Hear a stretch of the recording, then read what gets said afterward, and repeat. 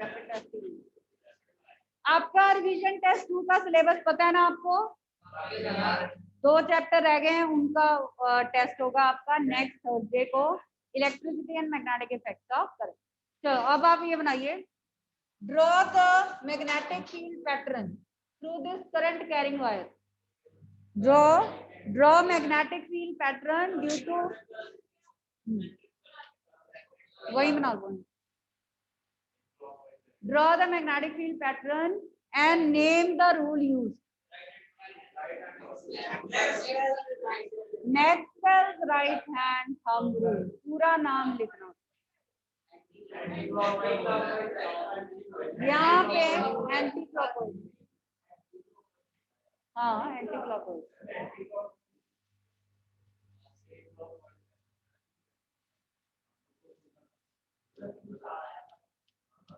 Anti clockwise direction, ठीक है।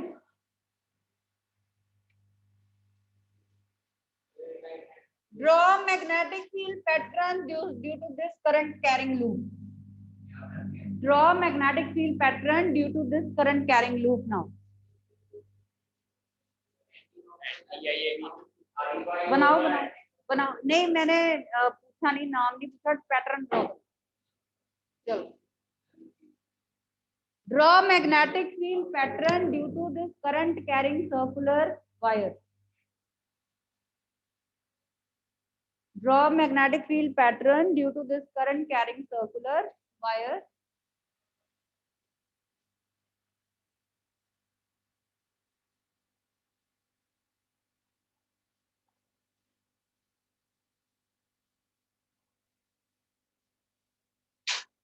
हाँ जी,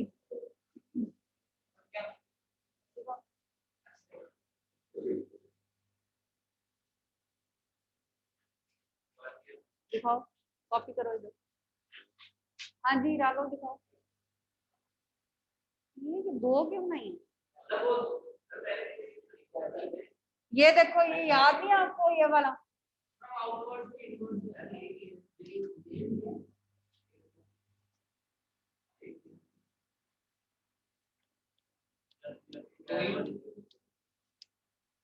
अगर देखो हम ऐसे बनाते हैं तो आपको याद आ जाता है कि हाँ ये वही है ना।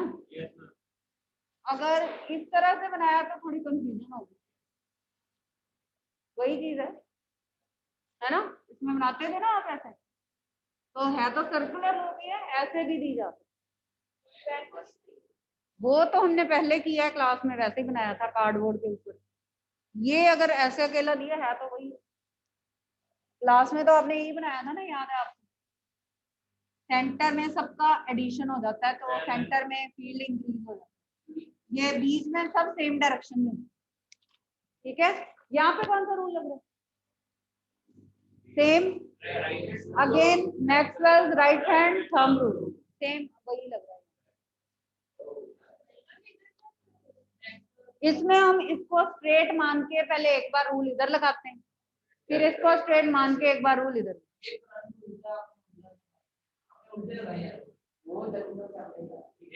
हाँ ये क्लास में ऐसे करवाया, ठीक है, क्लियर? ओके, नेक्स्ट क्वेश्चन लिखिए।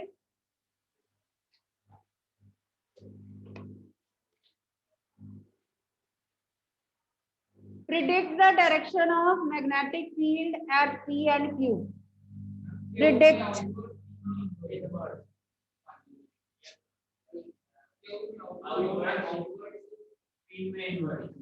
देखो इधर अब जब आप Maxwell right hand thumb rule लगाओगे तो P से इनवर्ड जा रही है, अंदर की तरफ जा रही है, और Q से ये फिंगर बाहर को आ रही है, तो Q आउटवर्ड, P इनवर्ड। जिसको नहीं समझ लगा पूछ लेना।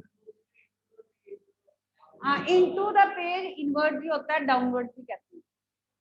आउट ऑफ पेज या आउटवर्ड या अपवर्ड एक ही बात, अपवर्ड और आउटवर्ड एक ही बात। Upward, outward, out of page, वो एक ही मतलब।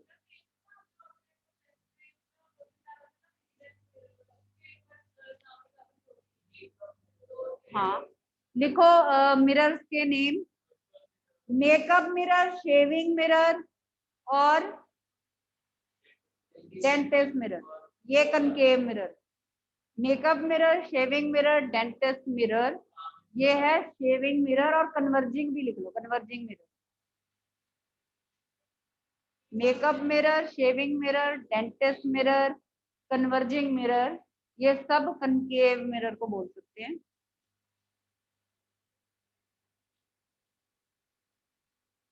और कन्वेक्स को क्या क्या बोल सकते हैं? कन्वेक्स को diverging mirror, rear view mirror, security mirror, vigilance mirror. Diverging mirror, vigilance mirror, security mirror, rear view mirror, ये कन्वेक्स मिरर के name.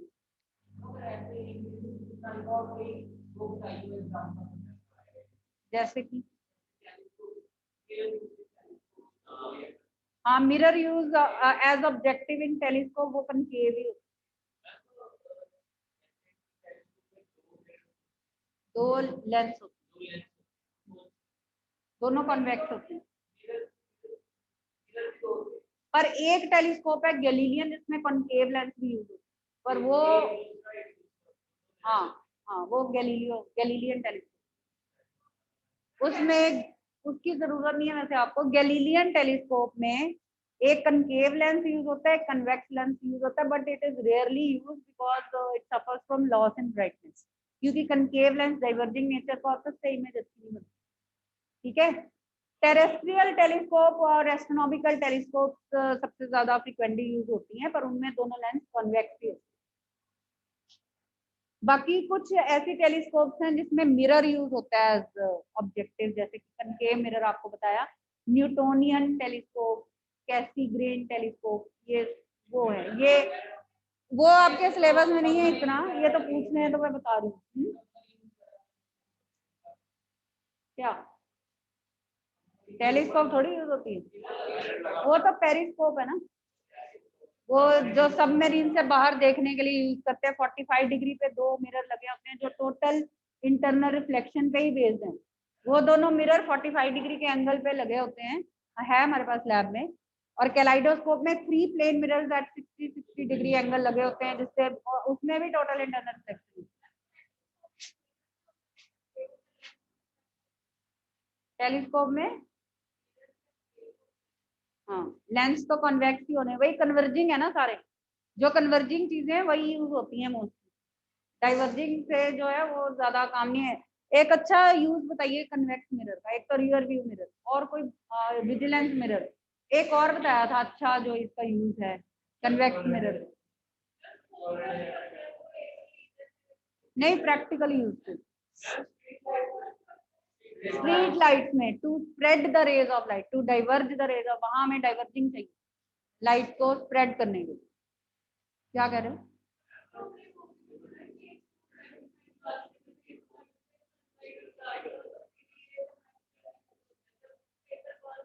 Convex lens use, magnifying glass is a convex lens. तो अगर आप उसको एक position में उसके focus पे पेपर रख के कुछ देर सनलाइट डालो, काफी तेज धूप हो, तो बर्न करना शुरू हो जाएगा फोकस से, उस पॉइंट।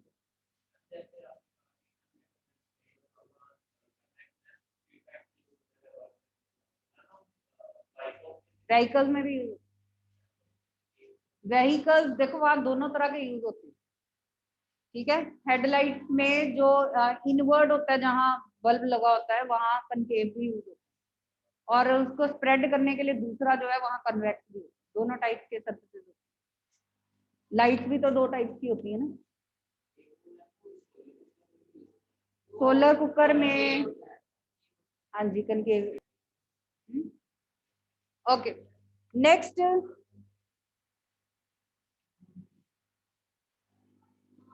अब ये पी पॉइंट यहाँ पे है, R1 डिस्टेंस पे, क्यू पॉइंट थोड़ा दूर है, R2 डिस्टेंस।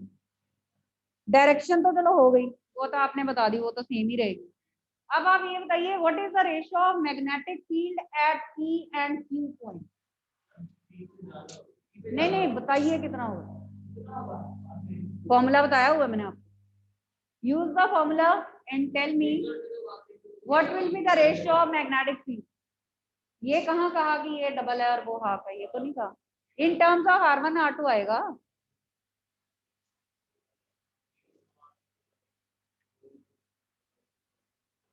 क्या था? Due to straight wire magnetic field due to straight wire carrying current. क्या फॉर्मूला था?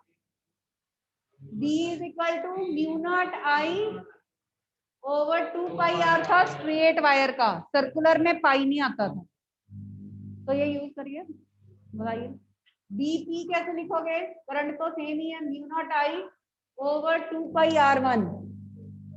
बस simple, mu naught I over 2 pi R2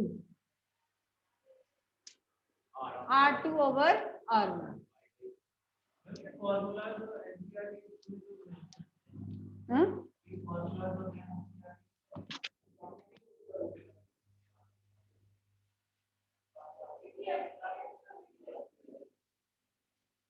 ठीक है, तो ratio of magnetic field will be R2 over R1. किस point में मैग्नेटिक फील्ड ग्रेटर है? P पे कि Q पे?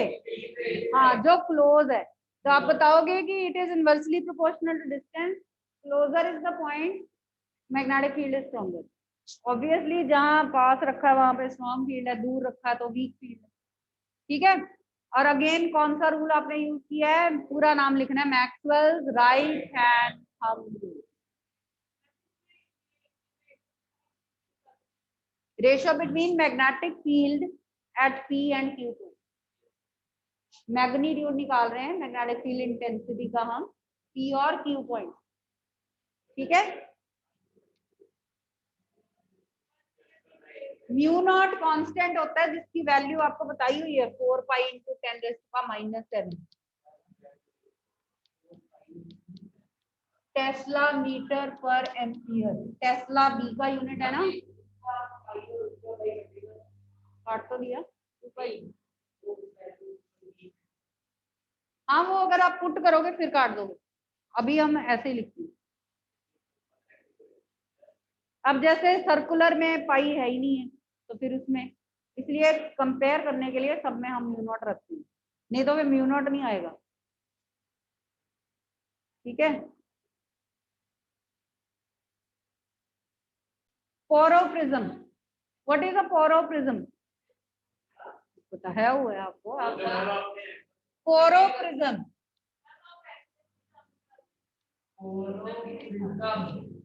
चलो मैं करा रही हूँ. मैं कौन सा पेपर ले रही हूँ अभी? ये कौन सा पेपर है? Porro prism is another application of total internal reflection. Total internal reflection की 3 एप्लीकेशन की है. Brilliance of diamond, efficient working of optical fibre, mirage. ये चौथी भी नोट कर लो. पोरोप्रिज्म मैंने सैंपल पेपर्स में है, तो फिर आप कहोगे वहां कहाँ से आया, तो इसलिए मैं वो चीजें अब करवा रही हूँ जो सैंपल पेपर्स में दी हुई. ठीक है. उसमें कुछ +2 लेवल के भी वो दे देते हैं सैंपल पेपर्स में, तो फिर आप लोग घबरा जाते हो देख के. CBSE, even CBSE sample paper is not so easy, तो आपको उसके लेवल के अकॉर्डिंग प्रिपेयर करना. ठीक है. सीबीएसई सैंपल पेपर हमने डिस्कस किया था ना क्लास में, तो वो कोई इजी तो नहीं है, वो अच्छे क्वेश्चन है. तो ये भी अच्छा क्वेश्चन है. लिखिए डेफिनेशन क्या? Porro prisms are right angled isosceles prism. Right angled होते हैं और आइसोसेलेस प्रिज्म. हाँ जी, और राइट एंगल्ड भी होते हैं. ये दो साइड इक्वल है, ये एंगल 90 डिग्री का. हाँ जी. These are right-angled isosceles prisms based on TIR, based on total internal reflection, and they are used to deviate the path of light through 90 degree or 180 degree. They deviate the path of light through 90 degree or 180 degree. They deviate the path of light through 90 degree or 180 degree. अब वो हम show करते हैं कि कैसे. ठीक है. पहले ये बनाया हमने इसको. ये एक ऑब्जेक्ट है ए बी, यहां से रेस जा रही है.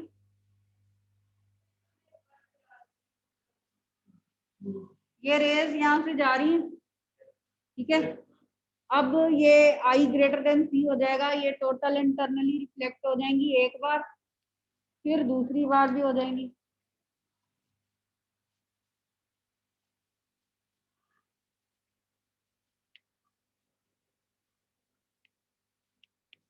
और ये आपकी इमेज आ गई जो 180 डिग्री के थ्रू टर्न्ड है। तो हेयर लाइट का पार्ट डेविएट हुआ है through 180 degree here.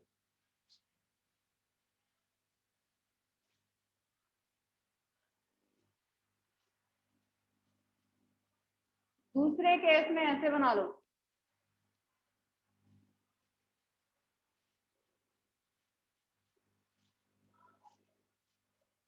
Again light will get total internally reflected.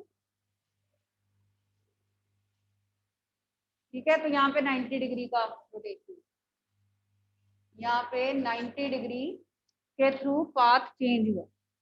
So here path has changed through 180 degree. ये देखो ऑब्जेक्ट की पोजीशन इधर थी, इमेज की 180 डिग्री ऑपोजिट। यहाँ पे ऑब्जेक्ट ऐसे थी, अब इमेज ऐसे है, 90 डिग्री के थ्रू डेविएट कर दिया path of light. So these are right angled isosceles prisms, phoroprisms based on total internal reflection.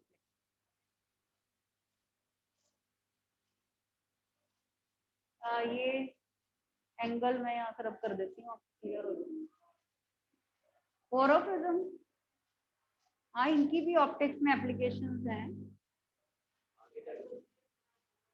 हाँ वो मैं ना ही बताऊँ आपको तो अच्छी बात है। देखो बस इतना ही आपको बताना है कि किसी केस में हमें जरूरत पड़े कि हमने लाइट का पाथ चेंज करना है, ठीक है, हमें रिक्वायरमेंट है कि हमने उसको रिवर्स करना है या 90 डिग्री के परपेंडिकुलर करना है, बस उस पर्पस के लिए बीच में लाइट के पाथ में एक प्रिज्म रख दें इस तरह तरीके से, तो उसका पाथ डेविएट हो जाए। हाँ ये दो पोजीशन दिखाई है प्रिज्म। हाँ वही इमेज से ही आपको पता लग रहा है कि यहाँ 180 डिग्री ऑपोजिट है, यहाँ पे 90 डिग्री का है। ठीक है,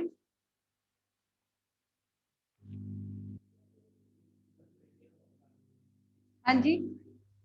अच्छा इसमें क्वेश्चन ये बताइए, अगर हम ए बी और उसकी image A dash B dash को इंटरचेंज कर दें तो क्या इफेक्ट होगा? तो फिर भी क्या लाइट का पाथ डेविएट होगा कि नहीं होगा? अगर हम ऑब्जेक्ट इमेज को इंटरचेंज कर दें तो क्या सेम चीज होगी? ये इसको ऑब्जेक्ट मान ले तो फिर ऐसे ये इमेज हो जाएगी, ये ऑब्जेक्ट ये इमेज हो जाएगी। यस हो जाएगा। अगर हम यहाँ पे रख दें तो फिर ये चीज यहाँ आ जाएगी। तो अगर हम उनका इंटरचेंज कर दें तो फिर से वही चीज हो सकता है, वो कोई प्रॉब्लम नहीं।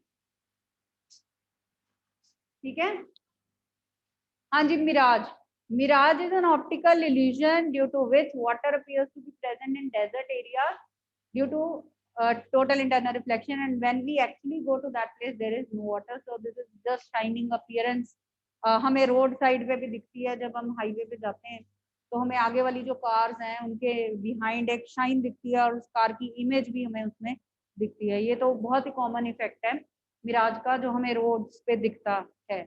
आप जाओ हाईवे पे तो आपको अगली कार का पीछे इमेज दिख रही होती है नीचे, आपने ऑब्जर्व किया है कभी? रोड पे शाइन होती है,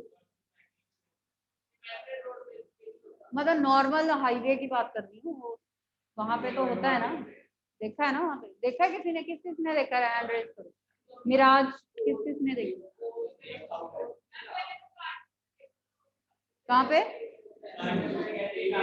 किसमें?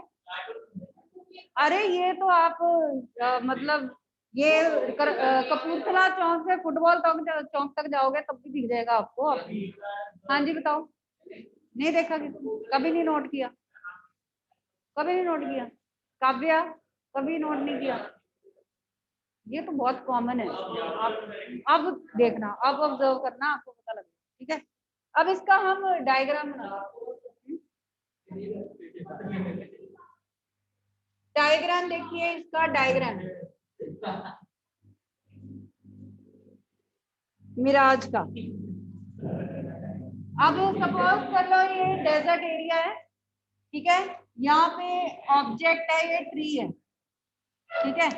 अब यहाँ पे रोड पे क्या होता है कि व्हीकल्स वगैरह निकल रहे हैं, यहाँ पे टेम्परेचर थोड़ा ज्यादा होता है, तो इन लेयर्स को हम रेयरर मानेंगे। जैसे जैसे हम ऊपर जाएंगे डेंसिटी थोड़ी इंक्रीज होती है, तो ये डेंसर लेयर।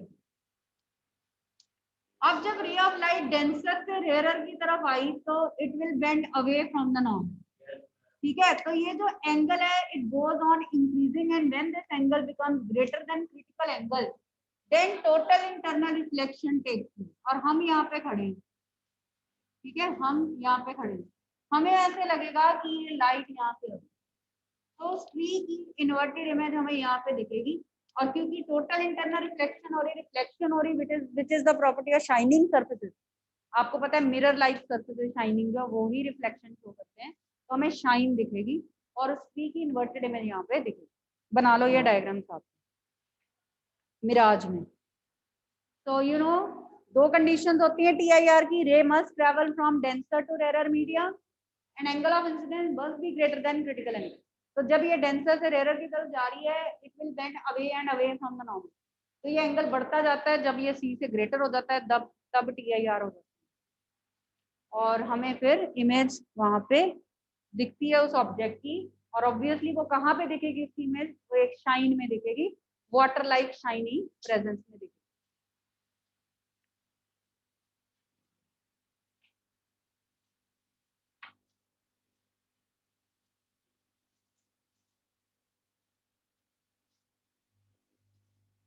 तो तभी आपको डायग्राम नहीं बनवाया था, अब नोट कर। हाँ कोई नहीं, मैं धीरे धीरे करा रही हूँ। पहले मैं लाइट और उसका था ना आपका टेस्ट, तो मैंने लाइट के ज्यादा करवाए थे। अब आज मैंने मैग्नेटिज्म स्टार्ट करवा दिया ना आपको, फिर इलेक्ट्रिसिटी भी। यस, हाँ।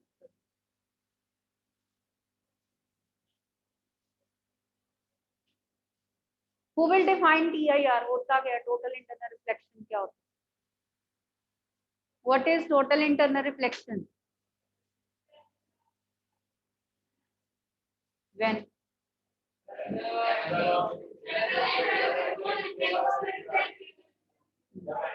हाँ बस bending back of light into the same medium when a ray of light travels from denser to rarer medium at an angle of incidence greater than critical। दोनों कंडीशंस उसमें आनी चाहिए, ठीक है, बिना उस डेंसर से रेयर के विदाउट तो ये ऑब्जर्व ही नहीं होगा। ठीक है, तो ब्रिलियंस ऑफ डायमंड में because of very high refractive index of diamond कितना है 2.4। तो रिलेशन क्या है क्रिटिकल एंगल और रिफ्रैक्टिव इंडेक्स में? What is the relation between critical angle and refractive index? Mu is equal to 1/sin c। अच्छा, critical angle क्या होता है? आप अगर इसमें it is the angle of incidence for which refracted ray goes along the interface separating two media.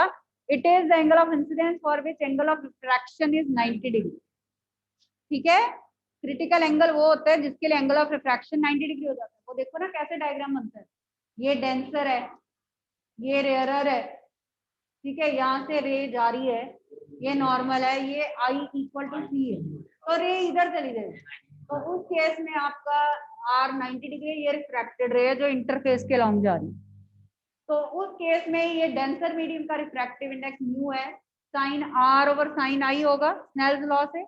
उसमें हम R को 90 और I को C पुट कर देते हैं, तो हमारा फॉर्मूला आ जाता है म्यू इज 1 ओवर साइन। ठीक है, ये प्रूव करवा दूं? ये कराया तो हुआ है, सब कुछ ही कराया हुआ है, ये करा दूं आपको? याद आ गया ना? तो mu is sine R over sine I। Sine R को साइन 90 पुट कर दिया, वो 1 होता है, और साइन C ये रहा नीचे। अच्छा, साइन C फिर कितना हुआ 1/म्यू। और C को आप कैसे लिख सकते हो? C को कैसे लिखोगे? C को फिर साइन इनवर्स 1/म्यू लिख सकते हो आप। ये साइन उधर जाके डिनोमिनेटर में आ गया ना, साइन इनवर्स होता है, मतलब मैं आपको डिफरेंट फॉर्म्स बता रही हूँ, उसको साइन इनवर्स कह सकते हो आप, ऐसे भी लिख सकते हो। नहीं, पहले ये रिलेशन को डिस्कस करी, वो देखो। C को आप साइन इनवर्स 1/म्यू भी लिख सकते हो। ठीक है, चलो अब डायमंड पे आते हैं। तो डायमंड की का रिफ्रैक्टिव इंडेक्स इतना हाई है तो जब हम C निकालते हैं 24 डिग्री आता है इस फॉर्मूला से। जब हम पुट करते हैं म्यू की वैल्यू 2.4 तो C इतना स्मॉल आता है 24 डिग्री। तो and each face of diamond is cut in such a way that whenever light falls on it, ठीक है, देन आई C से ग्रेटर हो जाता है। इतने स्मॉल से एंगल से तो I ग्रेटर ही हो जाता है। तो एक नहीं बहुत सारी TIR होती है। And since total internal reflection is the property of shining surfaces, so it gives diamond an extra shine. तो उसकी वजह से डायमंड इतना brilliantly shine. Is that clear? ठीक है। तो very high refractive index of diamond की वजह से ऐसे होता है कि क्रिटिकल एंगल इतना स्मॉल होता है कि बहुत सारी TIR जो हो जाती है इस केस में, that give it extra brilliance और शाइन। सेकेंड ऑप्टिकल फाइबर्स का भी था, वो भी एक pair of optical fibres about 2000 telephone call simultaneously handle कर सकता है। They are working so efficiently.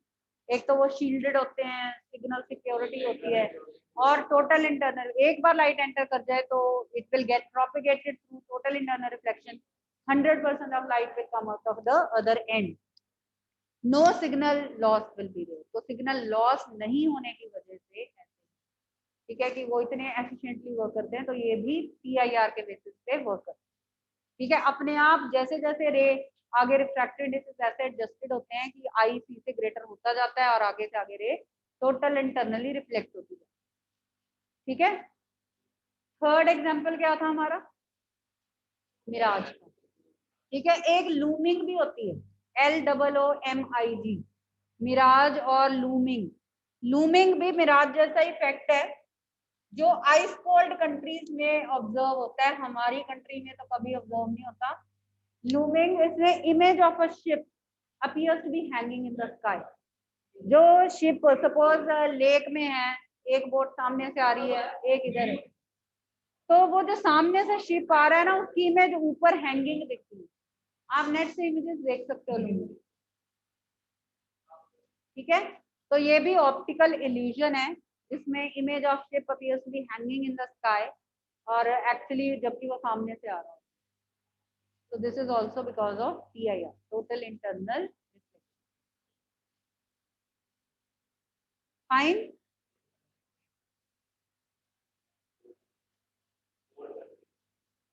Ice cold countries में, क्योंकि भाई डेंसिटी का डिफरेंस यहाँ पे वहां रिवर्स होगा, वहां पे यहाँ पे डेंसर वाटर सरफेस के पास और ऊपर रेयरर होगी, तो वो हाँ ऑपोजिट हो जाता है, तो इसलिए वो ऊपर दिखेगा। यहाँ ये नीचे दिख रहा है, वहां वो ऊपर दिखेगा। तो इतना वो जो डेंसिटी का वेरिएशन है वो आइस कोल्ड कंट्री में पॉसिबल है, जहाँ आइस की वजह से इतना वो डिफरेंस आ जाता है। हमारी कंट्री में तो मतलब मे बी वहाँ होता हो, जम्मू कश्मीर कश्मीर वाली साइड में मे बी हो, तो वहाँ हम तो शिप की बात कर रहे हैं वैसे भी, तो उसकी इमेज वहां पे एयर में हैंगिंग दिखती है। ठीक है।